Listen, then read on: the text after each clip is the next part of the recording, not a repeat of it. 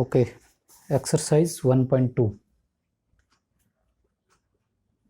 Exercise 1.2. We were doing that exercise. कहाँ तक सरल किया था हमने? क्वेश्चन नंबर 3 हो गया था, फर्स्ट सेकंड एंड थर्ड हो गया था पिछली क्लास में, वहाँ तक कर लिया था। चलो अभी आगे शुरू करते हैं। आज की क्लास हम शुरू करेंगे क्वेश्चन नंबर 4 से। क्वेश्चन नंबर 4 में है गिवन दैट HCF दो नंबर है, क्या है 306 और 657। इन दो नंबर का HCF दिया हुआ है। HCF is given that is 9। आपको LCM निकालना है इन दो नंबर का, यही क्वेश्चन है। हमने क्या सीखा था पिछली क्लास में? A और B अगर कोई दो नंबर हैं तो HCF multiplied by LCM will be equal to what? A multiplied by B। तीन चीज़ें हमको दी हुई है, A दिया हुआ है, B दिया हुआ है, HCF दिया हुआ है, LCM निकालना है। बहुत ही आसान है। फार्मूला क्या है? LCM multiplied by HCF will be equal to what? A multiplied by B। यहाँ पर LCM क्या है वो हमें नहीं पता, निकालना है। HCF कितना है? 9। A और B क्या है? जो दिए गए नंबर हैं वही 306 एंड 657 बराबर। अब क्या ये हमें पता करना है, तो हमको पता है जो साथ में मल्टीप्लाई वाली चीज़ है, जो नंबर है उसको उसके नीचे भेज दो, मतलब उससे डिवाइड कर दो। तो LCM बराबर हो जाएगा 306 657 डिवाइडेड बाई 9। अब क्या करें? अब हमें 306 और 657 को रियल में मल्टीप्लाई नहीं करना है, उससे टाइम बढ़ता है। अगर हम उसको मल्टीप्लाई करने बैठे हैं, बाद में 9 से डिवाइड करें तो कितना सारा टाइम लगेगा। तो यहीं पर हमको एक जो है इजी ऑप्शन निकालना है। क्या करना, जो नीचे 9 है ना, उनमें से उससे इन दोनों में से किसी एक नंबर को डिवाइड कर दो। हम इसको डिवाइड कर देते हैं, पहले इसको ट्राई करेंगे, नहीं हुआ तो इसको डिवाइड कर देंगे।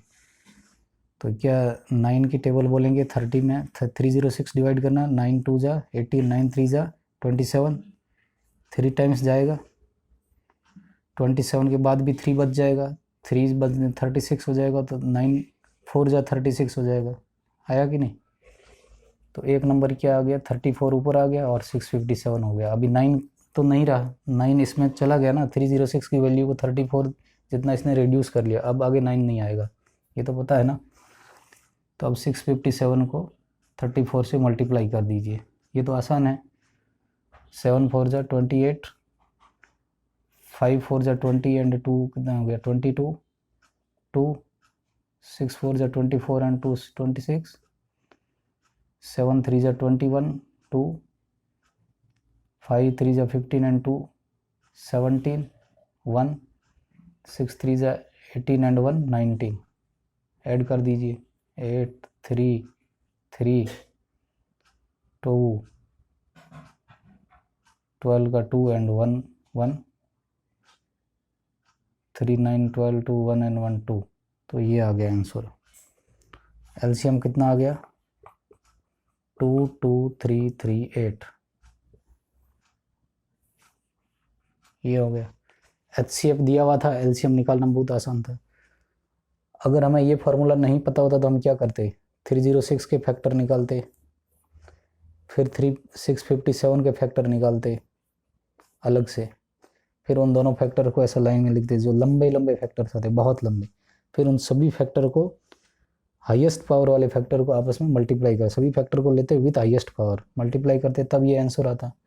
लेकिन वो बहुत ही लंबा होता, लेंथी होता। और यहाँ पर हमने इजी मेथड से इसको कर दिया। ये दो बड़े नंबर को मल्टीप्लाई नहीं करना है, पहले नीचे वाले से डिवाइड करना। हमेशा ध्यान रखें, पूरी कैलकुलेशन में मल्टीप्लाई के फॉर्म में लिखा रहने दें उसको, और जितना हो सके डिवाइड पहले करें, बाद में जो छोटे नंबर बच जाएंगे उनको ही मल्टीप्लाई करें। ये आंसर आ गया, चेक कर लें क्या एक बार।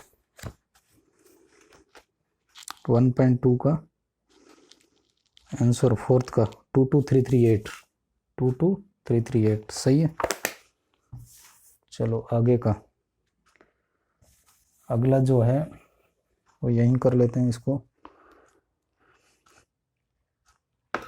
फिफ्थ है check whether 6n can end with digit 0 for any natural number. आपको क्वेश्चन नंबर 5 चेक करना है। क्या चेक करना है? 6n कोई एक नंबर है, a इक्वल टू 6n और n इक्वल टू वाट कि last digit will B 0, last digit is 0। n बराबर क्या रखें ऐसा? मान लो मैं 1 रख दूं तो 6n कितना हो गया 6, n इक्वल टू 1 रख दूं। कोई बोलता है n इक्वल टू 2 रख दीजिए, 6 मतलब 6 इंटू 6 2 टाइम्स 36। 3 रख दीजिए, 6 इंटू 6 इंटू 6 36 इंटू 6 करते रहिए मल्टीप्लाई। 4 5 6 7 8 9 11 12 99 1000। n बराबर कितना ऐसा रखें कि लास्ट डिजिट 0 आना चाहिए। यहाँ तो आ नहीं रहा, 6 आ रहा है, ये 6 आ रहा है। क्या लास्ट डिजिट 0 आएगा? ये आपने हमें चेक करना है, यस और नो। तो देखिए वो चेक करने के लिए हम लोग क्या करेंगे, 6n जो है वो जो हमारा नंबर है उसको फैक्टराइज करेंगे, प्राइम फैक्टर में इसको एक्सप्रेस करेंगे 6 को। तो 6 के प्राइम फैक्टर्स कौन कौन हैं? 6 के प्राइम फैक्टर 2 से शुरू करेंगे, 3 डिवाइड ही तो करते हैं, 3 2 6। अब जो नंबर बच गया उसको 2 या 3 से डिवाइड कीजिए, जिससे भी होता है। जब 1 आता है या 0 आता है तो रुक जाने का। 6 के प्राइम फैक्टर्स हैं 2 एंड 3।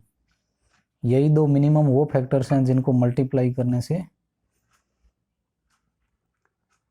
6 आता है। ओके, अब जो हमारा जो ए नंबर है जिसकी लास्ट डिजिट की हम बात कर रहे हैं 0 आएगा कि नहीं, उसको हम किस तरह से लिख सकते हैं? 2 इंटू 3, ये 1 हो गया। पावर रहेगी मतलब वो उतने टाइम रिपीट होगा, फिर 2 इंटू 3 आएगा, 2 इंटू 3, 2 इंटू 3। कितनी बार लिखूं? n times. n हमें नहीं पता कितना है। अभी आप देखिए 2 की टेबल हो रही है एक, तो n टाइम्स हो रहा है।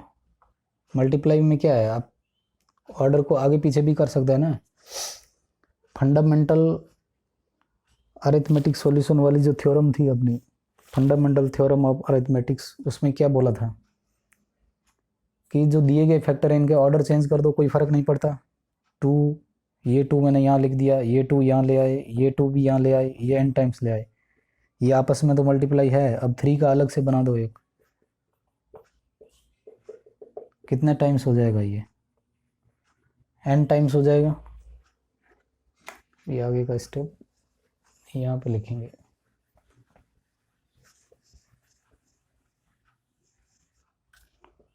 लास्ट डिजिट, ये क्वेश्चन है ना, ये तो क्वेश्चन है। लास्ट डिजिट 0 आएगा कि नहीं ये हमें चेक करना है। तो हमें एग्जाम में इस तरह से लिखना होगा, let there is a number a equal to 6n, then the 6 can be expressed as the prime factors in form of prime factors 2 and 3. Now a will be what? 2 into 3 set bracket set multiplied by set कितने times? n times. तो 2 कितने होंगे?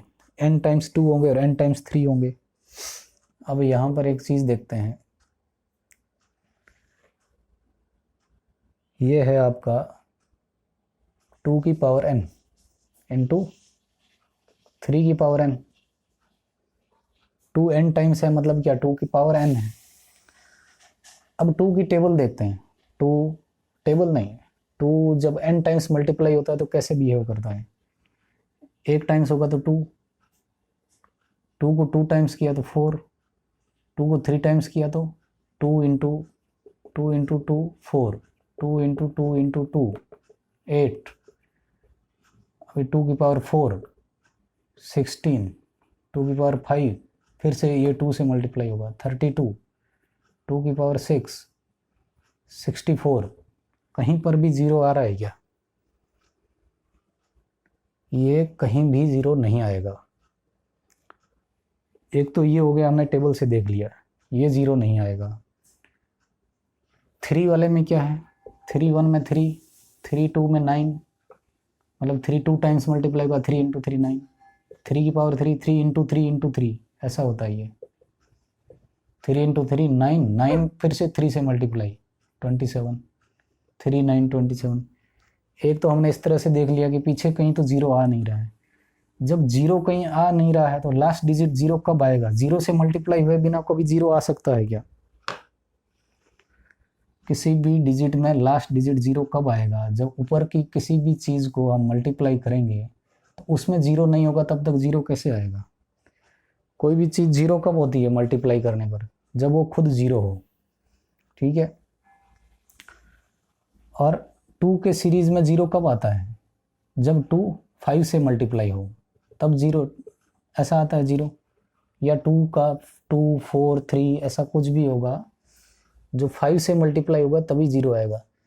तो 2 की power n में 5 कभी आएगा? 5 will come never. इसमें तो 5 आने का सवाल ही नहीं।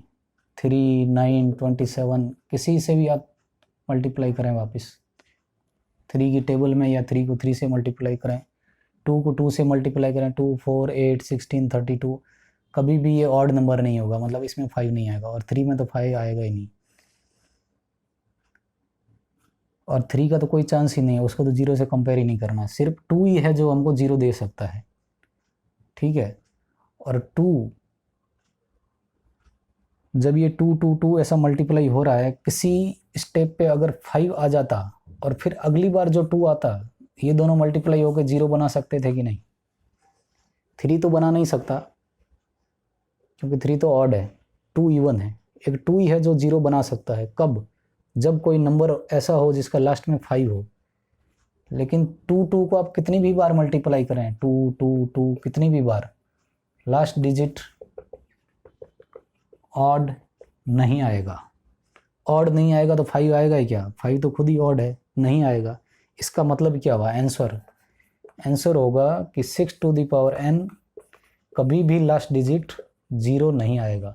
चाहे n आप कुछ भी रख लें, 1000 2000 कुछ भी, कितनी भी बार 6 को 6 से मल्टीप्लाई करें कभी भी जीरो नहीं आएगा। एक दूसरा तरीका भी है, 6 को 6 से मल्टीप्लाई करके देखिए 36, फिर 6 से मल्टीप्लाई कीजिए 216, फिर 6 से multiply, last digit will be always 6 even. तो 2 into 3 will be the last digit. हर एक स्टेप में क्या आ रहा है? 2 इंटू 3 आ रहा है, यही इस नंबर का लास्ट डिजिट होगा। तो जीरो आएगा ही नहीं। हो गया प्रूव। ये था क्वेश्चन नंबर 4। इसी तरह से इसको प्रूव करना है। फैक्टराइजेशन में लिखिए, फिर फैक्टर में देखिए कि पॉसिबिलिटीज़ क्या है।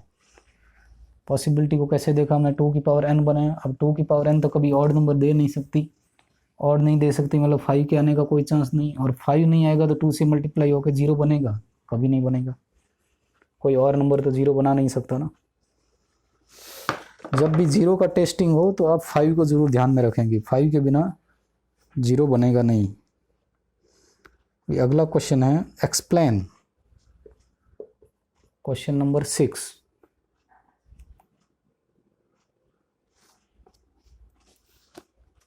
क्वेश्चन नंबर 6 है एक्सप्लेन। क्या एक्सप्लेन करना है?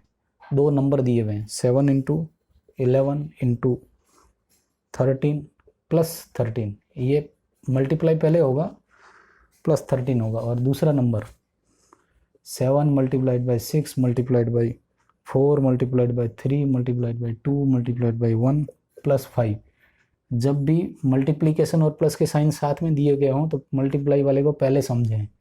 मतलब मल्टीप्लाई पहले करना है, फिर जो आएगा उसमें ऐड करना है। ऐसा नहीं कि लास्ट डिजिट को आप ऐड कर दें फिर मल्टीप्लाई करते चलें, ऐसे नहीं होगा। पहले मल्टीप्लाई को लेते हैं, फिर डिवीज़न को लेते हैं, फिर प्लस को लेते हैं, फिर माइनस को लेते हैं। ये इसका क्रम होता है। ब्रैकेट दिया हो तो अच्छी बात है, नहीं दिया हो तो ये वाला लॉ फॉलो करना है। वहाँ ब्रैकेट दिया नहीं था, हमने दिया है। एक्सप्लेन करना है कि ये कंपोजिट नंबर्स हैं। हमारी थ्योरम क्या थी? Fundamental theorem of arithmetics. Fundamental theory हमने पढ़ी थी ना अरिथमेटिक की। फंडामेंटल अरिथमेटिक थ्योरम हमने पढ़ी थी। उसमें था कि कोई भी number, any composite number can be expressed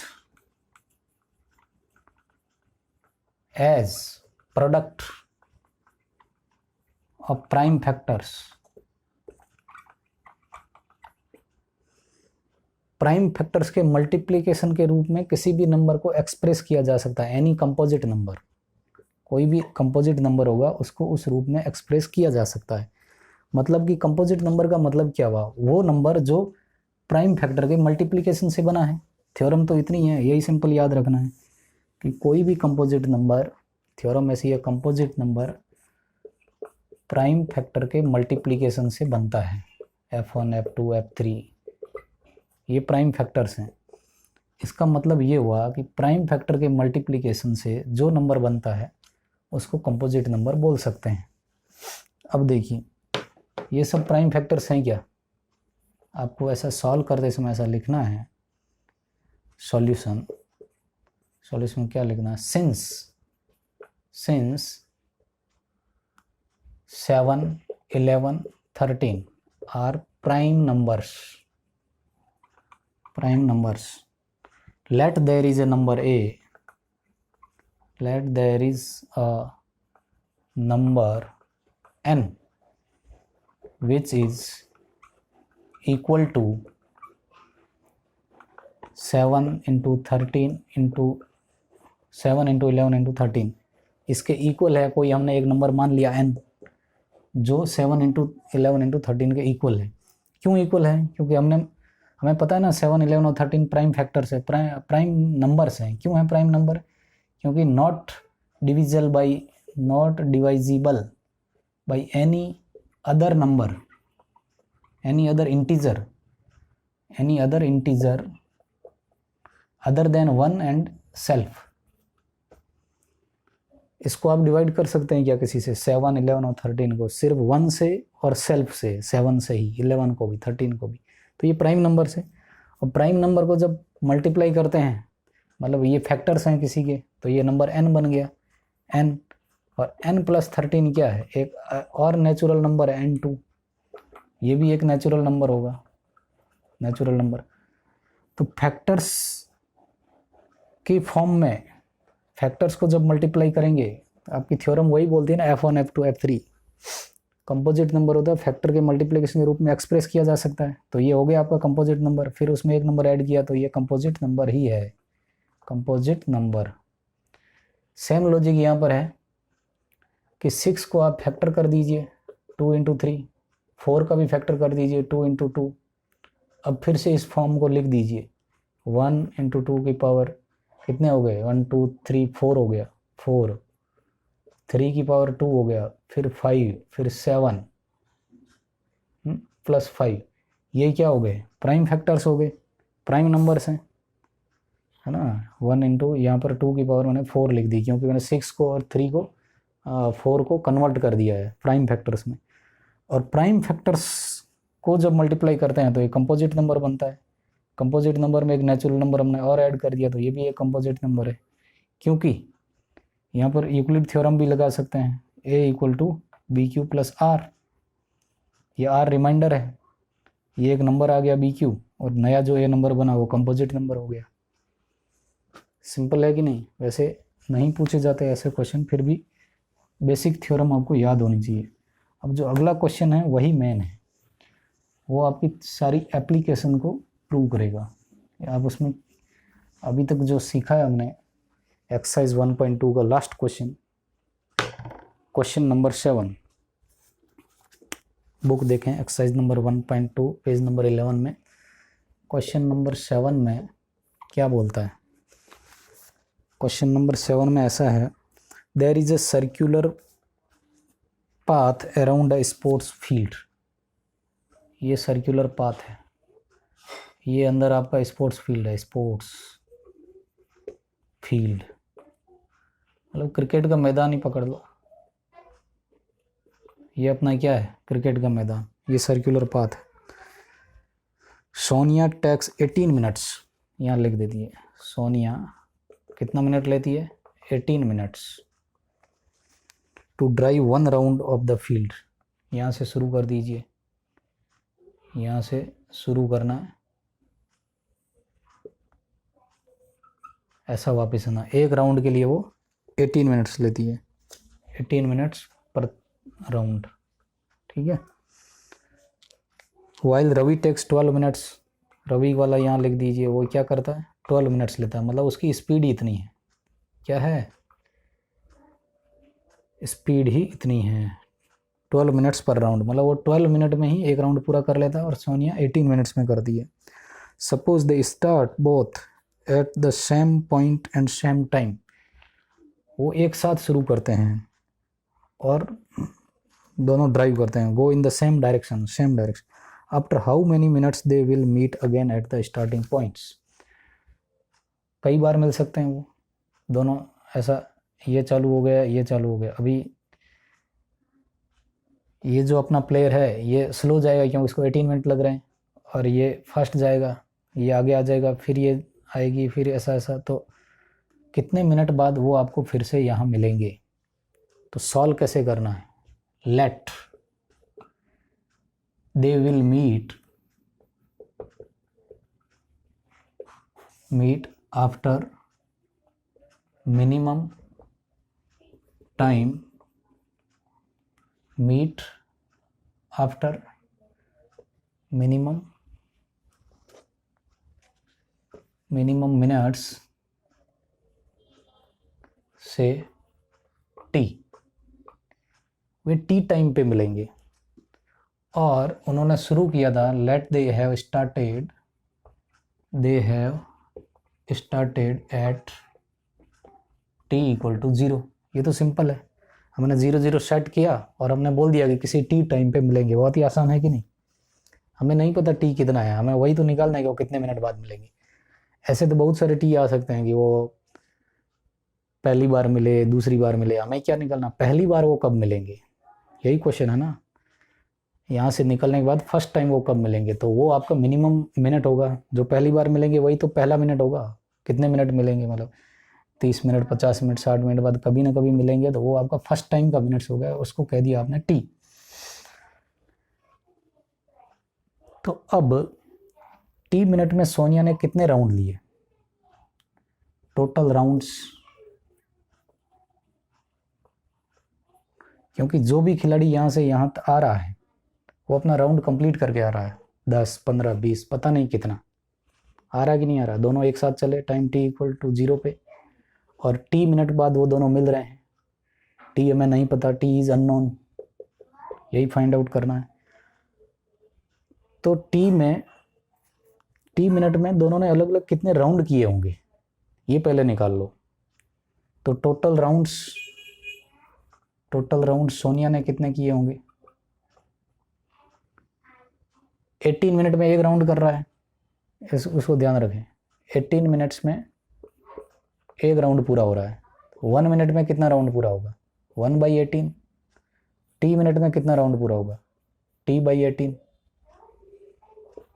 1/18 जो 1 मिनट के लिए है उसको t से मल्टीप्लाई कर दीजिए। ये थ्योरी हमें पता है कि नहीं, 18 मिनट्स में वो एक राउंड पूरा कर रही है, बताया आपने। 1 मिनट में 1/18 राउंड, और हमें पता है टी मिनट बाद मिल रहे हैं, तो टी मिनट में वो कितना राउंड कंप्लीट करेगी, 1/18 इंटू टी। किसी भी चीज़ को 1 के लिए निकालिए, फिर उसको टी के लिए मल्टीप्लाई कर दीजिए। तो सोनिया द्वारा राउंड कितने कंप्लीट हो गए, t/18।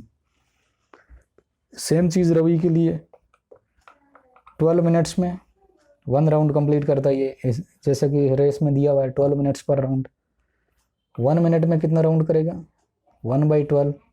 टी मिनट में कितना राउंड कंप्लीट करेगा, 1/12 इंटू टी, मतलब t/12।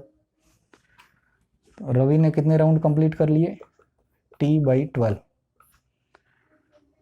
अब लो जी, इससे टी कैसे निकलेगा, देखो सोनिया ने कितने राउंड कंप्लीट किए, t/18, रवि ने कितने किए, t/12। तो जो t/12 और t/18 राउंड है ये कंप्लीट है कि नहीं, क्योंकि वो मिल रहे हैं वापस सेम स्टार्टिंग पॉइंट। यही आपको क्वेश्चन में पूछा है कि सेम स्टार्टिंग पॉइंट पे वो मिल रहे हैं, मतलब जो राउंड है वो कंप्लीट है। कंप्लीट है इसका मतलब क्या है, t/18 कोई ना कोई एक, t/18 will be what, t/18 एक इंटीजर होगा, मतलब कि पॉजिटिव इंटीजर होगा, एक नेचुरल नंबर होगा, नेचुरल नंबर होगा कि नहीं। या तो वो 1 होगा, 2 होगा, 3 होगा, 5 होगा, 18, 17, 99, 100 मे बी, लेकिन वो पॉइंट्स में नहीं होगा, 2.5, 3.5 ऐसा नहीं होगा। क्यों नहीं होगा, क्योंकि वो वापस यहाँ मिल रहे हैं, वहाँ मिल रहे हैं, मतलब राउंड कंप्लीट है। कंप्लीट है मतलब t/18 का जो रिजल्ट है वो एक इंटीजर है, पॉजिटिव इंटीजर। किसी भी नंबर का पॉजिटिव इंटीजर कब आता है, मतलब कोई भी आप नंबर देखिए p/q, यहाँ पर देखिए अलग से, ये हो गया ना, p/q पॉजिटिव इंटीजर कब आता है, जब p को q पूरी तरह से डिवाइड कर सके। अब देखिए 12/4 पॉजिटिव आएगा, एक पूरा नंबर कब आएगा, जब 12 को 4 पूरा डिवाइड कर रहा है। 15/3 पूरा नंबर आ रहा है, लेकिन 12/5 पूरा नंबर है क्या, नहीं है, क्योंकि 12 को 5 डिवाइड नहीं कर पा रहा है। पूरा नंबर कब आएगा, जब न्यूमरेटर को, जो आपका डिनोमिनेटर है, ये पूरी तरह से डिवाइड कर सके। t is divisible by 18, agreed. क्यों, यहाँ तक ठीक है, टोटल राउंड जो सोनिया ने कंप्लीट किया t/18 और रवि के t/12, लेकिन ये t/12 जो है कंप्लीट राउंड है, मतलब 1 2 3 इस नंबर में आएंगे। नंबर में कब आएंगे, जब आपका 18 जो है ऊपर वाले को पूरी तरह से डिवाइड कर सके। अगर ये नंबर इसे डिवाइड नहीं होगा तो सामने वाला नंबर आएगा क्या, पॉइंट में आंसर आ जाएगा। अगर आगे वाले आंसर को पूरा नंबर लाना है तो t जो है वो 18 के टेबल में कहीं आना चाहिए, तभी तो उससे डिवाइड होगा। t will be divisible by 18, ठीक। अब t/12 भी क्या है, एक कंप्लीट नंबर है। कंप्लीट नंबर मतलब कि एक इंटीजर है, पॉजिटिव इंटीजर, नेचुरल नंबर है वो भी। 12 जो है t को भी डिवाइड, 12 भी t को डिवाइड कर रहा है। t is divisible by 12। ये दो चीज़ें पता चल गई कि नहीं। t जो है 18 और 12 दोनों से डिविजिबल है। देखिए कितना अच्छा हो गया है। एक ऐसा नंबर, हमें अब एक ऐसा नंबर निकालना है, एक ऐसा नंबर t निकालना है जो t 12 और 18 दोनों से डिवाइड हो सके, तभी तो t/12 एक इंटीजर आएगा, पॉजिटिव इंटीजर 1 2 3 5 जो भी है, और t/18 ये भी पॉजिटिव इंटीजर आएगा। कब आएगा, जब ये 12 और 18 दोनों से डिवाइड हो सके, ऐसा नंबर हमें निकालना है। t/12 एंड t/18 एक पॉजिटिव इंटीजर आना चाहिए। मतलब कि हमको वो नंबर पता करना है n, मतलब कि t तो है ना यहाँ, t क्या है, ऐसा t क्या है जो 18 और 12 दोनों से डिवाइड हो सके, दोनों से, बोथ डिविजिबल, वो हमें पता करना है। और वो t मिनिमम भी होना चाहिए, मिनिमम, क्योंकि फर्स्ट टाइम दे मीट कर रहे हैं। तो अब देखिए एलसीएम की डेफिनेशन क्या होती है, लोवेस्ट कॉमन मल्टीप्लायर होता है कि नहीं। एक ऐसा मल्टीप्लायर a और b का जो लोएस्ट भी हो और a और b दोनों से डिविजिबल हो, मतलब a और b दोनों का मल्टीप्लायर है वो। एलसीएम में वही होता है ना कि लोएस्ट नंबर जिसको a और b दोनों डिवाइड कर सके, उसी को तो एलसीएम बोलते हैं कि नहीं। तो अभी क्या करेंगे हम, 18 और 12 का एलसीएम हमको निकालना है। सिंपल सी बात है, यही क्वेश्चन था अभी तक, बस उसको यहाँ तक घेरने के लिए हमने किया कि एचसीएफ निकालना है कि एलसीएम निकालना है, ये पता कैसे चले। तो एचसीएफ और एलसीएम की डेफिनेशन ध्यान में होनी चाहिए।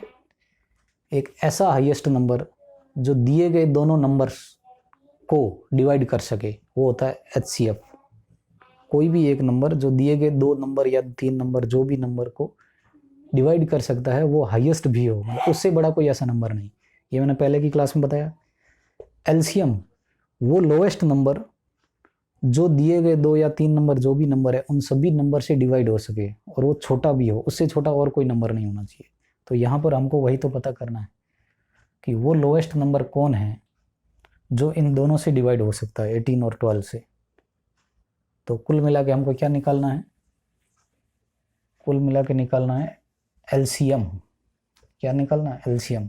उसी का तो एप्लीकेशन है ये। 12 और 18 का एलसीएम निकालेंगे तो हमारा आंसर टी आ जाएगा। पता चला है क्यों एलसीएम निकालना है, क्योंकि एक ऐसा नंबर जो 12 से भी डिविजिबल है, 18 से भी डिविजिबल है, तो मतलब ऐसा नंबर जो दो नंबरों से डिविजिबल हो और वो मिनिमम भी हो, क्योंकि फर्स्ट टाइम उनको मिलना है ना राउंड में। ऐसे तो टी आगे तो बहुत बहुत सारे टी हो सकते हैं, लेकिन वो लोग क्या कर रहे हैं, राउंड लगा रहे हैं ग्राउंड के। तो जो एक बार स्टार्ट होने के बाद पहली बार मिल रहे हैं, हो सकता है कुछ देर बाद दूसरी बार भी मिले, तीसरी बार भी मिले अगर राउंड लगाते रहें, लेकिन बाद वाले टी से हमको मतलब नहीं है, हमको फर्स्ट टाइम वाला टी निकालना है, मतलब कि मिनिमम वाला टी निकालना है। तो हमको 12 और 18 का एलसीएम निकालना है। पता चल गया, अब तो बहुत आसान है एलसीएम निकालना। 18 के फैक्टर्स क्या है, पहले ही बताया था, 2 इंटू 3 इंटू 3, मतलब 2 इंटू 3 की पावर 2। 12 के एलसीएम 2 इंटू 2 इंटू 3, 2 की पावर 2 इंटू 3। एलसीएम क्या होता है, ये समझ में आया ना कि हम एलसीएम क्यों निकाल रहे हैं। क्योंकि हमने सबसे पहले क्या किया, let they will be meet after minimum minutes से टी। मिनिमम मिनट क्यों, कई बार मिल सकते हैं घूमते घूमते घूमते, लेकिन जो फर्स्ट टाइम मिल रहा है क्वेश्चन में वही पूछा है, वही हमें पता करना है कितने मिनट बाद वो मिलेंगे। हमने मान लिया टी मिनट बाद मिलेंगे, तो टी मिनट बाद इसने कितने राउंड लगाए होंगे, t/18, इसने कितने राउंड लगाए होंगे, t/12। अब ये दोनों जो राउंड होंगे कंप्लीट नंबर होगा। कंप्लीट नंबर कब होगा, जब टी दोनों से डिविजिबल होगा। तो मतलब क्या है, हमको एक ऐसा नंबर निकालना है जो दो नंबरों से डिविजिबल भी हो और मिनिमम हो, मतलब लोएस्ट हो। मतलब क्या है, एलसीएम निकालना है। एलसीएम का मतलब ही वही होता है, लोएस्ट कॉमन मल्टीप्लायर, जो 12 और 18 दोनों का मल्टीप्लायर हो। सिंपल है। अब एलसीएम निकालते कैसे हैं, product of all prime factors with highest power, L आ रहा है ना, लोएस्ट नंबर निकालना पावर हाईएस्ट लेगी। कॉमन ऑल प्राइम फैक्टर लेने हैं। प्राइम फैक्टर यहाँ पर क्या है, 2 और 3 ही है, हाईएस्ट पावर के साथ ले लीजिए। 2 की पावर हाईएस्ट 2 है, 3 की पावर हाईएस्ट कितनी है, 2 है, यहाँ 1 है, यहाँ 1 है, मतलब मैक्सिमम पावर इतनी है। 4 इंटू 9 कितना आ गया, 36 आ गया एलसीएम। 12 और 18 का एलसीएम तो हमने कई बार निकाला है, जो कि 36 आ रहा है। सही है या नहीं, पीछे आंसर्स तो दिया है, सही है 36, लेकिन हम इसको इमेजिन कैसे करें। ये लीजिए आपका स्पोर्ट्स टाइम t=0 पे रेस शुरू कीजिए। इसको 18 मिनट लग रहे हैं एस को, और आर को 12 मिनट्स लग रहे हैं। 36 मिनट बाद दोनों कहाँ होंगे, 36 मिनट्स बाद इसका एक राउंड पूरा हो जाएगा, तब ये यहाँ होगी, तो 18 मिनट इसके गए। फिर ये जब दूसरे राउंड में जाएगी तो 36 मिनट बाद ये यहाँ होगी, पक्का होगी यहाँ।